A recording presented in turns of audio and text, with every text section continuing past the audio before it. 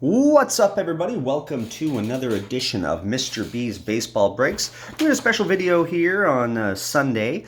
After doing about 4 videos, thanks for watching those, of opening up my hobby box, I thought I would do a little bit of a review on exactly how I did on my hobby box. So first off, I'm going to go through my inserts in a second. Let's put those there.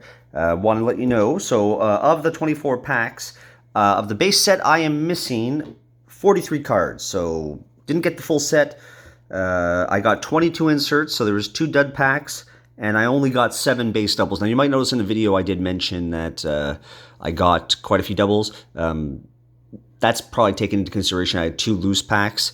Not counting those, just all these numbers are based on only the packs I found or I had in my hobby box. And as I said, I'm missing 43 base cards. I have 22 inserts, which I'm going to go through now, and I have 7 base doubles. So here's my hit for my box. It was a 1985 Don Mattingly relic card, which probably worth about $3.50, $4 Canadian on eBay. But for me, he's in my PC as a Yankee, so that's a win for me. Going in now to the gold parallels. Not a big fan. I'm going to review a little bit more about that later on the design review. But there it is. I received 2 gold cards. Not the greatest players, but there we go. 2 gold cards, as you can see, numbered out of 220.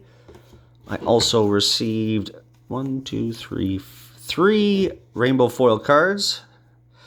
These ones definitely are the nicer parallels because it's the entire card that is kind of changed. So we got Goldschmidt, Polanco, and unfortunately the Boston Red Sox. What else did we get here? I got 1 short print that I had missed in my original video, but there he is. 1 of the Topps Choice insert cards. Cool premise. They take a player and put them in with the border of Topps from a specific year. Don't know if we really need that with the 1985 set, and they're going through all the years now. I'm assuming they're going to continue to do this for a while, but I guess with the iconic reprints being kind of done the last couple of years, it needs something new, and that looks like this is what that insert set is. All right, Decades Best. I've received 1 of these Decades Next 2020 cards. Pretty nice looking horizontal card. There's a nice back. And then my favorite insert set of the Series 1 is the 1985. And I received 1, 2, 3, 4, 5, 6 of those. So we got Jackie Robinson, Contreras, Aquino, Laureano again, Molina, and Scherzer. Not bad. And then there's the backs for that. And what else do we get in here? Now, this is a pretty cool set too. Decades Best. There's 9. I got 1, 2, 3, 4, 5 of those in that. Now, I think they start in the 50s, but there's 9. I only got 90s, a bunch of 2000s, and then the 2010s. Now, these count as inserts. We got 1 home run challenge card, JD Martinez, and then this promotional card for Topps now counts as an insert. So really, if this is the ratio that they stick to, you really only get 20 insert cards for the 24 packs if you don't count these, which I usually don't. All right, so that's pretty much a rundown of what I received in my pack, or in my hobby box. Now, I just wanted to kind of go about the actual design of the cards, which I'm going to go grab one. Just bear with me as I wheedle away from my table here. So there is a base card, card number 1, Mike Trout. I actually like this year's look compared to last year's with like the hockey card. And one thing I like is that I wasn't a big fan of the last name being on top of the first name.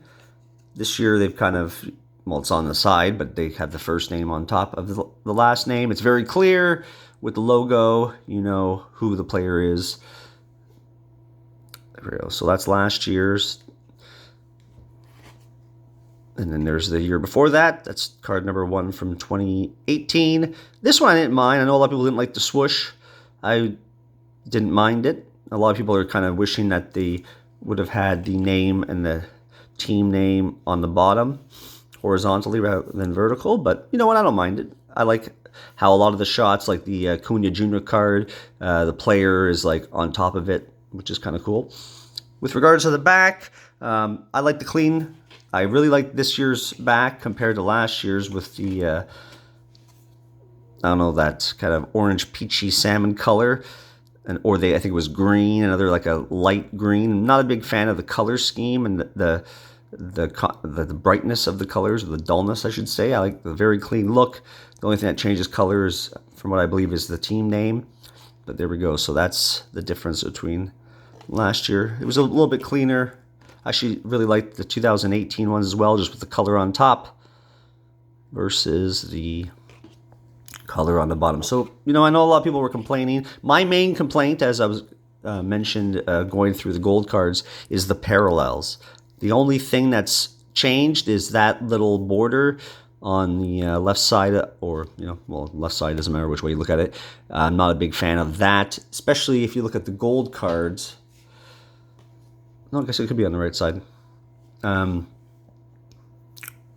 It looks brown. Like, that does not look gold to me. That looks like bronze or brown. So to me, it doesn't really pop out. I really liked, I should have taken one out. 2 years ago, the parallels for this set were great because it was like they had like lines, it was the whole card was done up with the parallels. So they were easy to spot, they looked special, they looked unique. This year, you don't really get that, But overall, I kind of like it. With regards to the base look, the photos are great this year. There's been some great ones. The Tanaka one, the Acuna Jr., I think it's Benintendi that's standing in the rain. It looks pretty cool. Obviously not going to be as nice as something in a stadium club, but for a flagship set, not bad, not bad. So before I go, I just wanted to also mention in the set what I mentioned it in one of my videos, what the half-century and century cards are with regards to the top players. Just kind of to go through. I also wrote out what last year's were, just to compare the types of players that are, given this honor. Obviously, the number 1 card is Mike Trout, which is voted on. Last year was Acuna Jr. The number 7 Mickey Mantle card this year is Aaron Judge. Last year was Gleyber Torres. The year before that was Clint Frazier. The year before that, I believe, was Gary Sanchez, and I think it was dormant for quite a few years after that, the number 7 card in the base.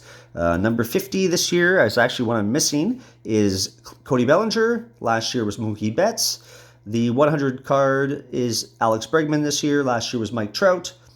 The 150 card this year is Ronald Acuna Jr., so he's on that distinction again this year. Last year was Aaron Judge. The 2,200 card this year is Christian Yelich. Last year was Jacob deGrom. The 250 card is Bryce Harper. Last year was Shohei Ohtani. 300 this year is Javier Baez. Last year was Christian Yelich. And then 350 this year is Pete Alonso. 350 last year wasn't anything too special. It was Nick Markakis. So that's pretty much it. So was it worth it, the Hobby Box? For me, is it worth the money? For the amount of parallels you get, probably not for me, outside of the fact that I got again, if you get a hit of, Vlad Guerrero Jr. or Mike Trout autograph, then yeah, it's definitely worth it, but the odds of that happening are very slim. So for me, probably not worth it. For these types of parallels, I'd probably be better off just getting hanger boxes or blaster boxes. I've done well in those before, and that's probably what I'm going to stick to probably going forward. But that's pretty much it. So let me know in the comments what you guys think. About the 2020 Series 1. Hopefully you enjoyed watching this video. Just wanted to do a little quick recap video with my opinions and exactly all in one spot what I got in my hobby box. Not the best hobby box, but again, I haven't done too well in hobby boxes since I started collecting again. And that's about it. So on behalf of the Mustachioed Muchacho, this is Mr. B. Thanks for watching, and we'll catch you in the next video.